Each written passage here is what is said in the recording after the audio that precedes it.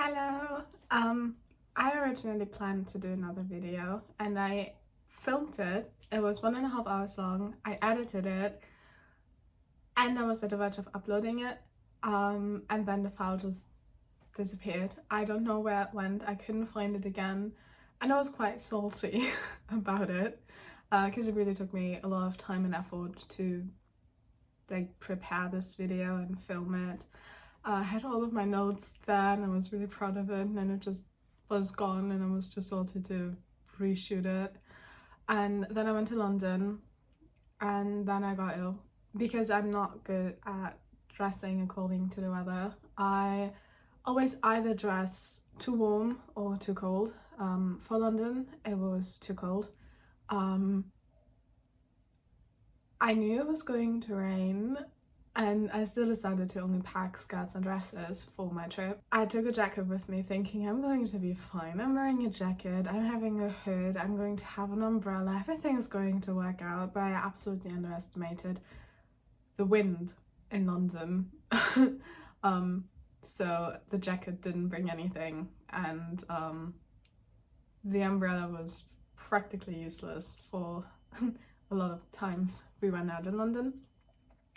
So I caught a cold. I'm still a little bit under the weather, as you probably hear from my voice. Since I'm still a little bit salty from the previous events, I decided to talk about a book I didn't enjoy. I'm going to put it in my What the Pat series, even though it's not originally a Wattpad book, but it might as well have been. It was not good. I mean, my personal opinion, again, some of you probably have read it. I think it was quite popular on Bookstagram at least. Some of you might have enjoyed it. I didn't. It really wasn't for me, but I mean, it's a romance, so should have expected that. The book is called The Maiden and the Unseen by Alexis Rune, and I think it had another author as well, but I forgot her name. And it's basically a Hades and Persephone retelling, which is the original reason I picked it up, because I love Hades and Persephone. It's one of my favorite myths in all mythology, really. I think it's really great. I mean, if we ignore the fact that Hades basically kidnapped her, but if you look at other Greek mythology stories, then this is literally the least horrible thing a god has done to somebody else. And if you look at other Greek myth couples, especially in the god spectrum, they are also by far the healthiest, or one of the healthiest couples out there. So I can see past the kidnapping part, I believe, because ultimately Persephone loved her role in the underworld, and she loved her husband. But I'm always open for a retelling of it that's not that problematic on how they met. And I really thought this was going to be the case in The Maiden and the Unseen. It's basically about gods being tired of living in Olympus and deciding to have a life on Earth. But they don't want to work on Earth, so Hades has the wonderful duty to make sure that all of the gods get their money. So he basically lives half the year in the underworld and the other half in the upper world, running a bank, I believe, and distributing the gods' money to the gods. But there was one god who kind of slipped through his radar, which, spoiler, is Persephone. And he was determined to find out which god that was. So he closed all of the gods' accounts to check which god calls him to get his money back. And ultimately Persephone ends up meeting him, and they had this instant connection, which already kind of ticked me off. I'm not the biggest fan of insta-love when I read romance, because like if I go through a romance book, I want it to be like tense, and I want to like be excited for all the time they actually show affection to each other. So I'm more of a enemies to lovers kind of person than insta love or friends to lovers. I just think there is something great about like two people who can't stand each other slowly realizing they have feelings, and you know, work through all of the differences and complications. I think that's just much more entertaining, but that's a personal preference, so I can't really say this book is bad because I personally don't prefer the tropes. That would be silly. But that was just one thing that made me not enjoy the book. The other point is that the book doesn't actually have a plot. I couldn't really be sure about what the plot would be, because it's mostly just physical, and it really got on my nerves because whenever they meet, they don't really talk, they just immediately get into kind of physical things. And there's even one scene where Zeus, from all the gods, points out to Hades that he doesn't know anything about Persephone other than that he's physically attracted to her. He doesn't know anything else, and he never really will. They never really have like a talk about what they want for the future, what their favorite ice cream flavor is, you know, something silly like that. And that really made the characters very two-dimensional because there was no depth to them. You never find anything out about them. You never know their passion, their drive. You know what they work at and that they're passionate for each other, but that's basically it. You don't really know anything else about them, which is really sad because you could work so well with that. I think for especially for romance, it's important to have characters that are developed so you can actually see the romance between them, because I think for a two-dimensional couple to be good, that's not really possible, because you just don't have an emotional bond to either of them, and you see that they don't have an emotional bond because they're just not developed enough to talk about their character. It just felt like there are two people you don't know, they don't know each other, and they have a sexual affair. That's basically all that was to it. And they're both really insufferable, which I always find it amazing if you can take a character like Persephone or Hades and make them absolute idiots, because there's so many retellings, so many stories, so many characterizations on the internet about them that make them likable and give you an insight of who they are. And taking these two characters and making them that bad I think takes a lot of talent, because I didn't like either of them. Persephone was very pretentious the entire time, and she was involved with this guy from, I don't know, they've met somehow and they were together for like 6 months, but she told herself that it's just something casual, and both of them know that, but at one point he proposes to her, so I'm guessing that one of them knew that they were casual and it wasn't him. And she continuously cheats on him, and she also doesn't have a conversation with him about any of this. He calls her his girlfriend, he, as I say, proposes to her, he obviously loves her, and she just goes on and has this entire affair with Hades, saying, oh, it's fine, they've never been exclusive, they never talked about being exclusive. And I think that's the problem. They never talked about it. So Persephone has terrible communication issues. She has them with this human guy, I think his name is Jackson, and she has them with Hades, because whenever Hades says something, she immediately gets angry, and then Hades is the one to apologize, although he didn't do anything wrong. But Hades is as bad because he also doesn't talk to her. There's this prophecy that I just find it absolutely ridiculous. This entire book basically is just about sexual things. So obviously this prophecy is as well. The prophecy is something along the lines, Hades is going to find his queen, and if he finishes inside of her, he's claimed her. It didn't make any sense either, like none at all. And he didn't want her to be bound to the underworld. Not because she didn't want to be, but because he didn't want her to be, and he never told her about it. He never asked her what she wanted. He never asked her if she wants to be the queen of the underworld. Never asked her any of this. He just decided that he's not going to, well, finish. And whenever she asked, he's like, yeah, I just don't want to, or something like that, or I can't tell you why. And I'm reading it and I'm like, yeah, you can. He had all the possibilities to tell her why he didn't want to, but he just chose not to. And there's this one scene. To explain the scene, I have to explain a little bit more about the two. They basically have this really weird power, which I find absolutely horrible. Hades can control his shadow to touch her, and Persephone can control like veins, like tree roots, I imagine. And in my head, I just have the picture of Ursula from Once Upon a Time whenever either of them did something like that, and it made the entire thing absolutely ridiculous. Because I don't know, I found it stupid. I thought it was absolutely horrible. And Hades is basically like, I only let my shadow touch you as long as you're involved with somebody else.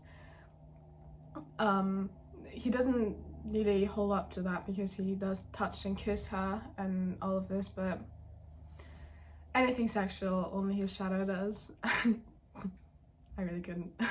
And then there's this one scene where Persephone kind of binds him with her vein things and harasses him, and she doesn't say anything wrong with it. He's like, let me go, release me, and she's not. She just continues blissfully. And I always have issues when characters do that. It kind of reminded me of the scene in Bridgerton when Daphne found out how children are made and then kind of forces Simon to make a child. Kind of gave me the same vibe, and I really didn't like it. So I think both characters are very problematic because they just don't talk to each other. They literally don't. I think I could count conversations they had in like one hand. I think it's not even 5 conversations they have through the entire novel, and it just really got on my nerves.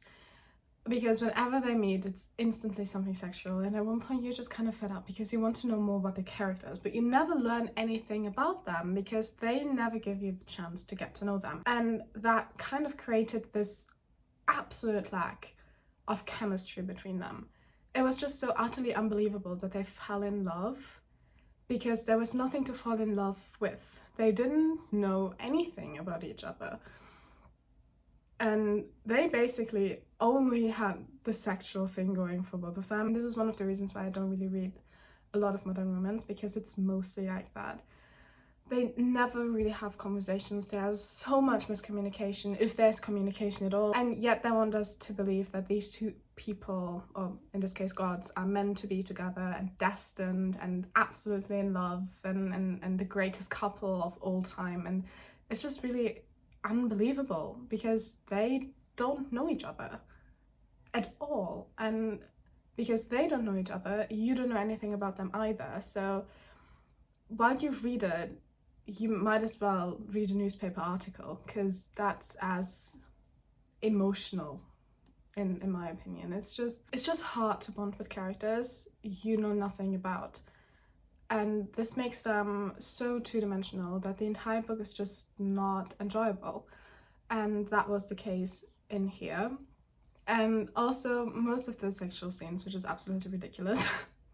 And that was this one scene, which is probably the main reason I'm filming this video, because I just have to let it out. And I had to laugh so badly when I read that.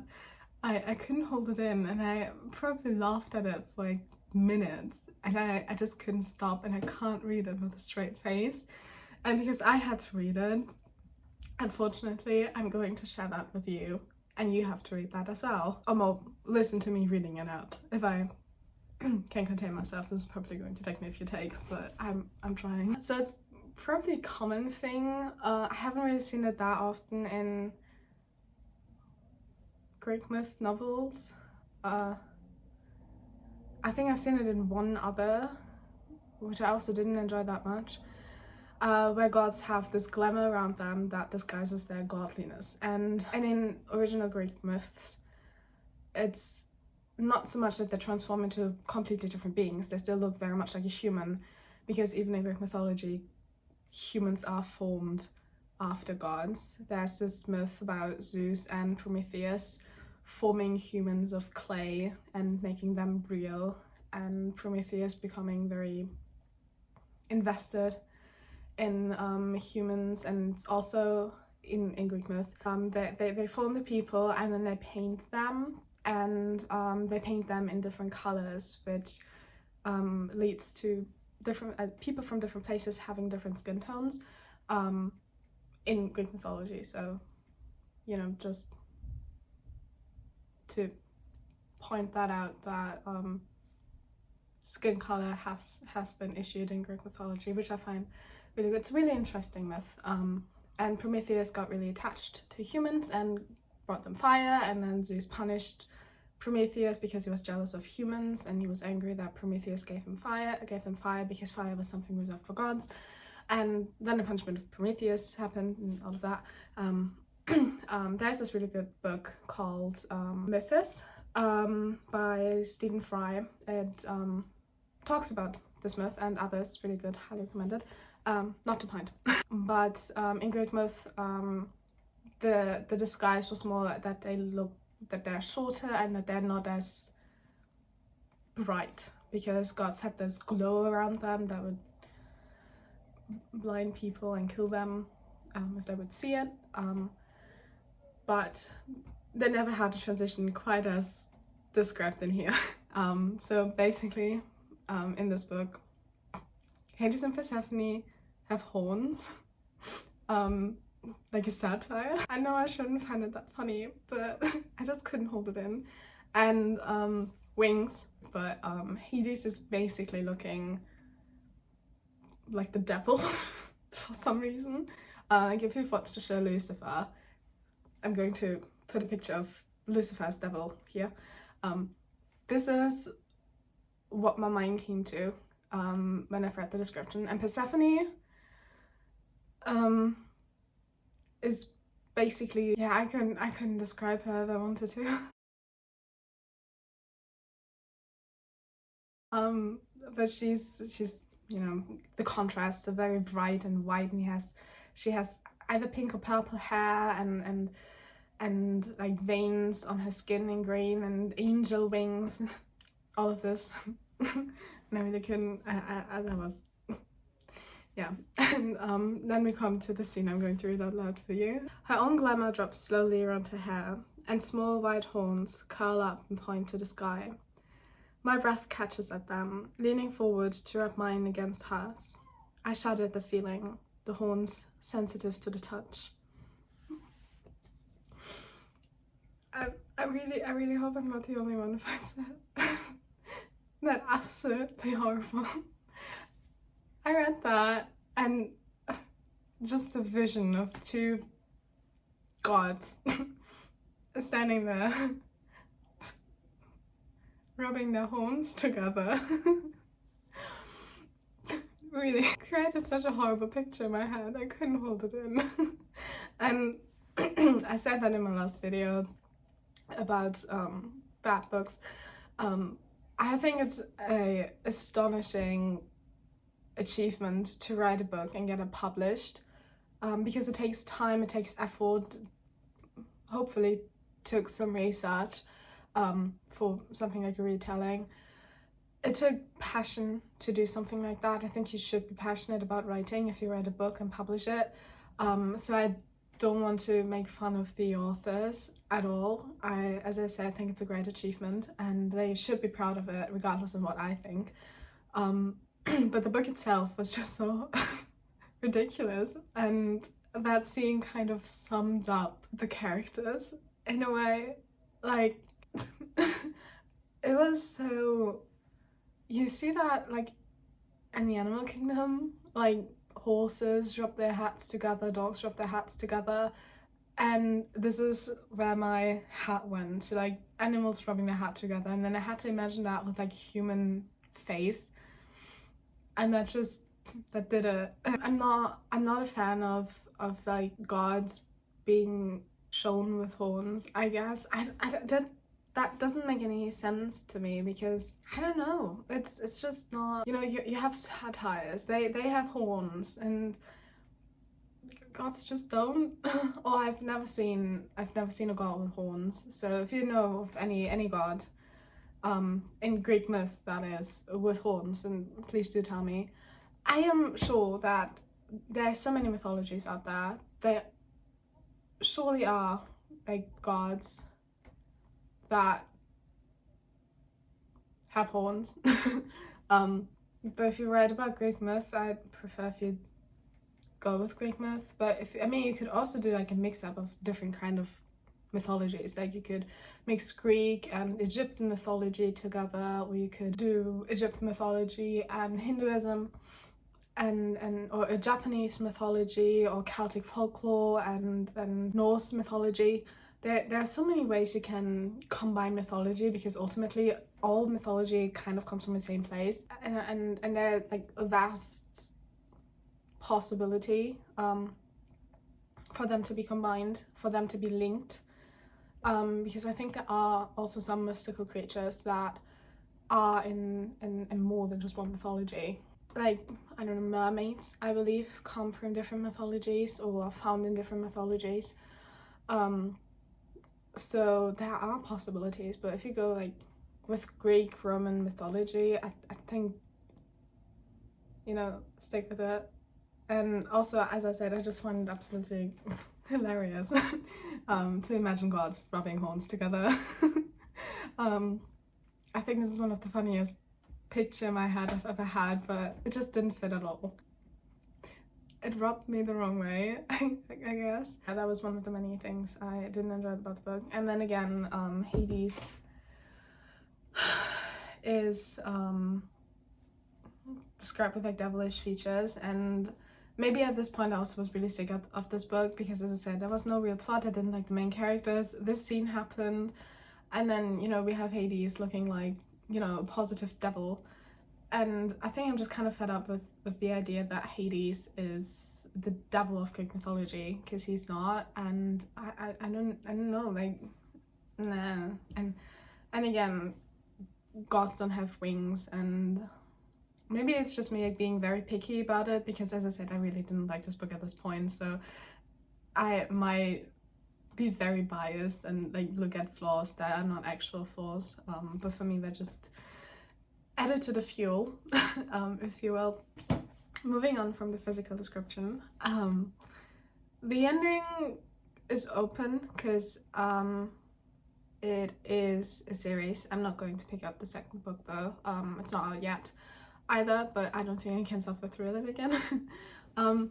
But ultimately, you have this flashback of Demeter, Persephone's mother, who in this version also is a horrible, overbearing and controlling mother, which at this point also kind of gets on my nerves, because every retelling you read about Hades and Persephone, Demeter is always the villain, and at one point you just kind of get tired of it, because Demeter was not perfect and she wasn't the best mother, but she was very loving and very concerned about Persephone's well-being, and she really did try her hardest. And if you've read like original myths, you know that. And she just wanted to make sure that her daughter is growing up well and happily, and away from all of the stress from living on Olymp with the other gods, and having a lot of suitors. As I said, she made mistakes as well. She did kind of want Persephone to be the way she wanted her to be, but there is mutual love between the two, and Persephone loved her mother dearly and her mother loved Persephone dearly, and I think ultimately that was the most important part. And I would just really love a Greek mythology retelling of Hades and Persephone, where Demeter and Persephone actually love each other, and Persephone grows up telling her mother what she wants, and her mother being loving enough to accept what Persephone wants, and them having a good relationship. I think that would be something refreshing in all of the retellings where Demeter is just horrible to her daughter for no reason at all. Because in every retelling, or most retellings I've read, it also seems like Demeter doesn't even love Persephone, which is just not true. And I think it would be really nice to read a book where it's actually shown that Persephone loves Hades and Demeter, and that Demeter loves Persephone enough to accept that she's with Hades, and that she wants to be the queen of the underworld. Anyway, Demeter finds out that Persephone has the horns because she's linked or destined to be Hades' queen. and she once the horns gone, she wants her daughter to be pure and not linked to the underworld at all, so she locks her away and then still let her go into the world that's ruled by Hades, but she tries everything to make sure that Hades will never find her, but destiny has its ways, and eventually Hades is like, I think the mother wants to take Persephone back to Olympus, and Hades is like, okay, if I want to prevent that from happening, I finally have to make her my queen, and makes her his queen without telling her, of course. And then the cliffhanger is that Hades disappears, and Hecate, which is one of the coolest goddesses out there, she's amazing, I love her. She's absolutely fabulous, and I was just waiting for her to appear in the book. She's probably the only one that saved it. It comes to Persephone and it's like, I'm going to bring you to the underworld, to your home now, my queen, and that's basically the end of the book. So again, we have somebody manipulating the love of his life, making her do something she doesn't even know about, and making this huge thing about not doing that before, and when the time has come where he should have told her about all of this, he decides not to, because why should he? What could possibly go wrong? She's none the wiser. She has no idea what's going to happen. She has no idea where Hades is, and Hades has done what he tried an entire book to prevent. Yeah, that's how it ends. It's very underwhelming and stupid, in my opinion. You know, you read about this guy for an entire book trying everything to not make her bound to the underworld, and then the only way out he sees is to bind her to the underworld and not telling her about it, because that's how you do it. And that just really annoyed me. And of course she does break up with Jackson at some point, because she goes there personally because she wants to be with Hades, whom she had a physical relationship with and an emotional one apparently, and she did cheat quite a lot on Jackson with Hades, regardless of what she wants to say, because the guy did propose to her. They obviously were on different levels, but that just makes it worse. And she goes to him, I think he's in DC, he has a business trip, and she sees him with another woman, and of course she's upset about it, because how dare he cheat on her when she totally did too. And the double standards and the hypocrisy. Obviously Persephone had to be the victim here, because she didn't do anything wrong, although she absolutely did, and that was just the tip of the iceberg for me. And I just, that made her even worse, because she couldn't admit that she did the exact same thing. So if anything, it was karma. And it just feels like such fake feminism when people in novels make women these pedestals that could do nothing wrong, and even if they do something wrong, it's not their fault, and then somebody else has to be even worse and actually go the next step and sleep with another person, so she's still victimized. And I think that's just not right. You know, if you wanted Persephone to be a good person, you should have made her tell Hades that she doesn't want to have any kind of physical or emotional relationship as long as she is involved with somebody else, or just cut the involvement of this somebody else out completely.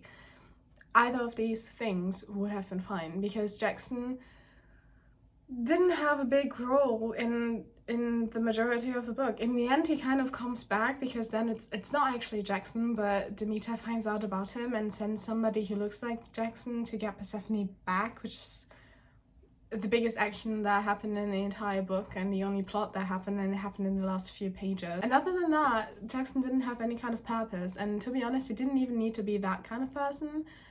Demeter could have sent anybody, and that just, yeah, I don't know. I would have cut him completely if he wanted Persephone to be a good person, because she really wasn't. That just did it. Like, I really don't understand how people can say, oh, she was a good person, she didn't cheat, when she obviously did. If it wasn't physical, then it was emotionally. Like, she very often stated that she was not interested in Jackson at all, and that she was very much interested in Hades, and that she'd rather be with him, and that she has like physical fantasies about him, obviously. She should have just broken up with him, and she just complicated it even more by not, and blamed all of it on either Hades or Jackson, and making them the bad guys in any kind of scenario. And that just really, really annoyed me, because it wasn't girl power, it wasn't feminism, it was just arsehole moves.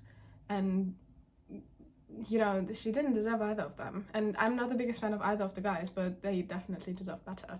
And that says something. I don't know, if you want to write like a powerful female main character who takes what she wants and is sexually independent and experienced, then do that in a healthy way. But don't create a character who is in a relationship with somebody she claims is not serious, then have her cheat on this somebody who does think it's serious because he's proposing with somebody else, and then have the guy take the blame. That's not empowering at all. And that just really annoyed me and made me quite mad. And that, I guess, summed up all of the emotions I felt in this book. I was just kind of irritated the entire book through. I don't know, it started good-ish. I wasn't the biggest fan of it in the beginning already, but I thought it's probably getting better. It didn't, and with every page I kind of lost more hope until I finally got to the end. And when I read the end, I was like, yeah, I'm not going to pick up the second book.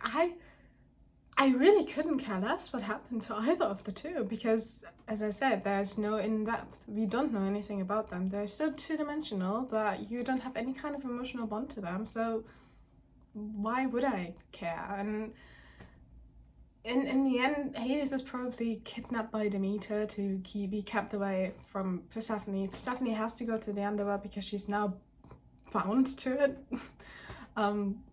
I think this is the equivalent to the pomegranate seeds sheets in the myth, possibly, which is okay.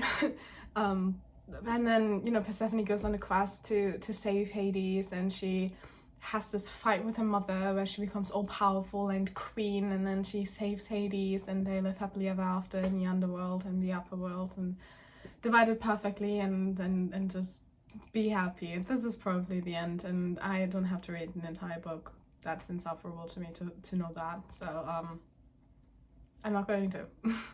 If any of you want to, feel free to. I do feel bad for bashing this book so badly, but I just had to let it out, and I thought, what better place to do it than in public, so here you are. If you enjoyed this video, feel free to like the video. If you enjoyed me, feel free to subscribe to my channel to not miss when I upload next time. And next time I hopefully talk about a book I enjoyed. That would be a change. So if you want to see that, subscribe and turn on notifications. If you've read The Maiden and the Unseen, leave your opinion in the comments and we can have a little discussion about it.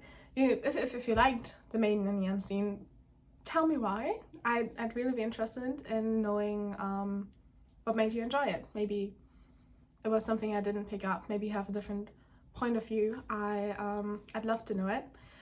And if you have any kind of recommendations for Greek mythology retelling, doesn't have to be Hades and Persephone. Can be anything. I love basically any retelling of myths. Doesn't even have to be Greek, to be honest. You can leave them in the comments as well. I'll go through them. I hope you have a great week, weekend, evening, day, afternoon, whenever you're going to watch this. And I'll see you in my next video. Bye!